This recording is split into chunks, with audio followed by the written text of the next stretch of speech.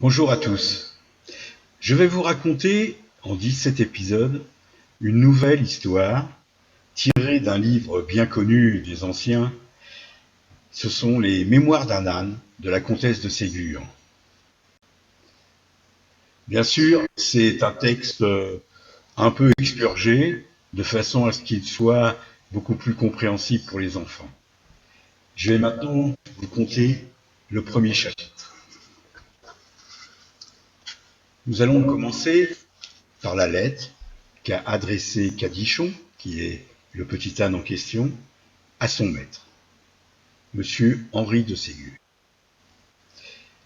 Mon petit maître, vous avez été bon pour moi, mais vous avez parlé avec mépris des ânes en général.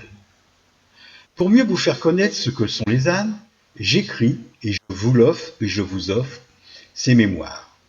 Vous verrez, mon cher petit maître, comment moi, pauvre âne, et mes petits amis Anne, Anon et Annès, nous avons été et nous sommes injustement traités par les hommes.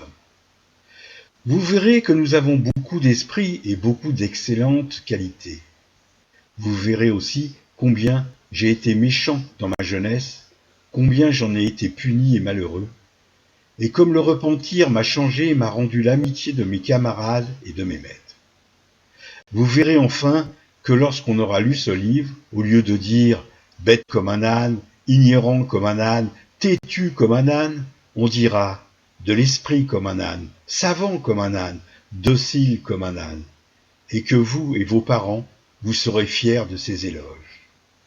Ian, mon bon maître, je vous souhaite de ne pas ressembler dans la première moitié de sa vie à votre fidèle serviteur. Cadichon, Anne Savant. Je ne me souviens pas de mon enfance. Je fus probablement malheureux comme tous les ânons, joli, gracieux comme nous le sommes tous. Très certainement, je fus plein d'esprit puisque, tout vieux que je suis, j'en ai encore plus que mes camarades. J'ai attrapé plus d'une fois mes pauvres maîtres qui n'étaient que des hommes et qui, par conséquent, ne pouvaient avoir l'intelligence d'un âne. Je vais commencer par vous raconter un des tours que je leur ai joué dans le temps de mon enfance. Chapitre 1. Le marché. Les hommes n'étant pas tenus de savoir tout ce que savent les ânes, vous ignorez sans doute, vous qui lisez ce livre, ce qui est connu de tous les ânes, mes amis. C'est que tous les mardis, il y a dans la ville de l'Aigle un marché où l'on vend des légumes, du beurre, des œufs, du fromage, des fruits et autres choses excellentes. Ce mardi est un jour de supplice pour mes pauvres confrères. Il l'était pour moi aussi avant que je fusse acheté par ma bonne vieille maîtresse, votre grand-mère, chez laquelle je vis maintenant.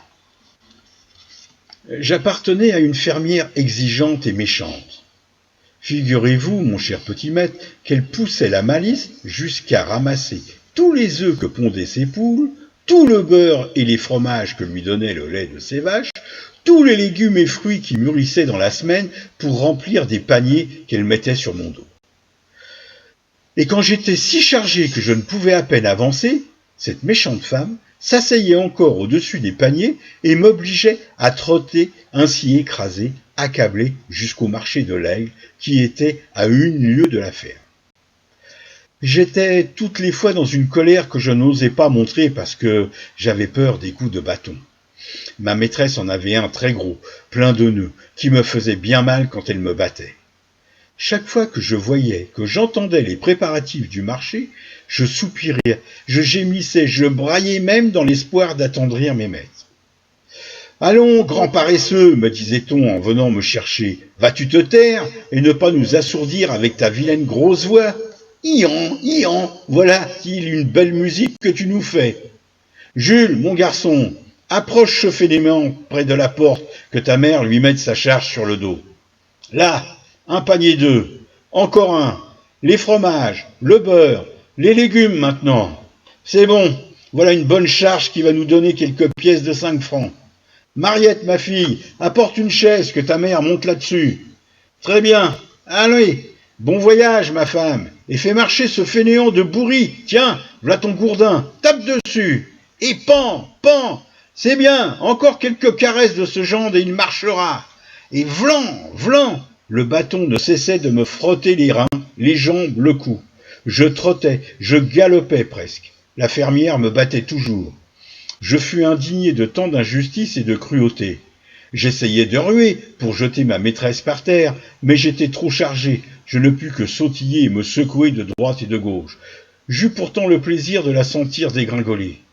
Méchant âne, sot animal, entêté, je vais te corriger et te donner du martin-bâton.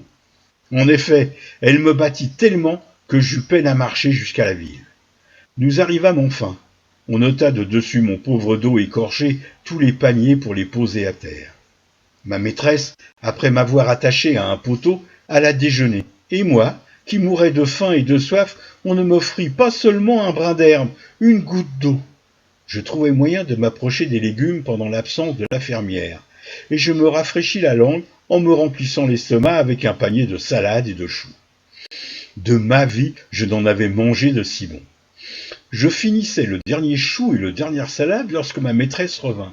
Elle poussa un cri en voyant son panier vide. Je la regardai d'un air insolent et si satisfait qu'elle devina le crime que j'avais commis. Je ne vous répéterai pas les injures dont elle m'accabla. Elle avait très mauvais ton, et lorsqu'elle était en colère, elle jurait et disait des choses qui me faisaient rougir, tout âne que je suis. Après donc m'avoir tenu les propos les plus humiliants, auxquels je ne répondais qu'en me léchant les lèvres et en lui tournant le dos, elle prit son bâton et se mit à me battre si cruellement que je finis par perdre patience et que je lui lançai 3 ruades, dont la première lui cassa le nez et 2 dents, la seconde lui brisa le poignet et la troisième l'attrapa à l'estomac et la jeta par terre. 20 personnes se précipitèrent sur moi en m'accablant de coups et d'injures. On emporta ma maîtresse, je ne sais où, et on me laissa attaché au poteau, près duquel étaient étalées les marchandises que j'avais apportées. J'y restai longtemps. Voyant que personne ne songeait à moi, je mangeai un second panier plein d'excellents légumes.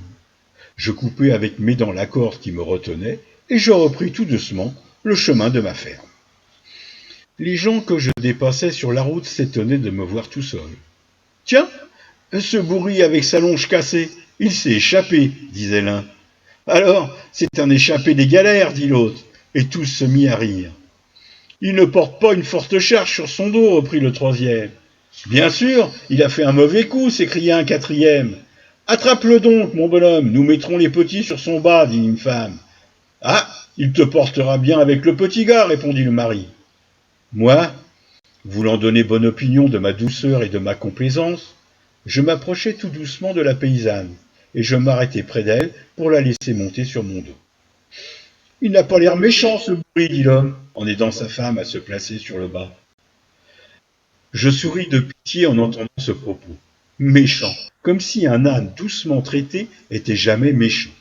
Nous ne devenons colères, désobéissants et entêtés que pour nous venger des coups et des injures que nous recevons. Quand on nous traite bien, nous sommes bons, bien meilleurs que les autres animaux. » Je ramenai à leur maison la jeune femme et son petit garçon, joli petit enfant de 2 ans qui me caressait, qui me trouvait charmant et qui aurait bien voulu me garder. Mais je réfléchis que ce ne serait pas honnête. Mes maîtres m'avaient acheté, je leur appartenais. J'avais déjà brisé le nez, les dents, le poignet et l'estomac de ma maîtresse, j'étais assez vengé. Voyant donc que la maman allait céder à son petit garçon qu'elle gâtait, je m'en étais bien aperçu pendant que je la portais sur mon dos, je fis un saut de côté, et avant que la maman eût pu ressaisir ma bride, je me sauvai en galopant et je revins à la maison. Mariette, la fille de mon maître, me vit la première. « Ah, voilà Cadichon. Comme le voilà revenu de bonne heure. Jules, viens lui ôter son bas. »« Méchant âne, dit Jules d'un ton bourru, il faut toujours s'occuper de lui. Pourquoi donc est-il revenu seul? Je parie qu'il s'est échappé. Vilaine bête, ajouta-t-il en me donnant un coup de pied dans les jambes. Si je savais que tu t'es sauvé, je te donnerais 100 coups de bâton. Mon bas et ma bride étant ôtés, je m'éloignais en galopant. À peine étais-je rentré dans l'herbage que j'entendis des cris qui venaient de la ferme. J'approchai ma tête de la haie et je vis qu'on avait ramené la fermière. C'étaient les enfants qui poussaient ces cris. J'écoutais de toutes mes oreilles et j'entendis Jules dire à son père « Mon père, Je vais prendre de grands fouets du chartier, j'attacherai l'âne à un arbre et je le battrai jusqu'à ce qu'il tombe par terre. Va, mon garçon, va, mais ne le tue pas. Nous perdrions l'argent qu'il nous a coûté. Je le vendrai à la prochaine foire. Je restais tremblant de frayeur en les entendant et en voyant Jules courir à l'écurie pour chercher le fouet. Il n'y avait donc pas à hésiter, et sans me faire scrupule cette fois de faire perdre à mes maîtres le prix qu'ils m'avaient payé, je courus vers la haie qui me séparait des champs, et je m'élançai dessus avec une telle force que je brisai les branches et que je pus passer au travers. Je courus dans les champs, et je continuai à courir longtemps, bien longtemps, croyant toujours être poursuivi. Enfin, n'en pouvant plus, je m'arrêtai, j'écoutai. Je n'entendis rien. Je montai sur une butte et je ne vis personne. Alors je commençai à respirer et à me réjouir de m'être délivré de ces méchants fermiers. Mais je me demandais ce que j'allais devenir. Si je restais dans le pays, on me reconnaîtrait, on me rattraperait et on me ramènerait à mes maîtres. Que faire?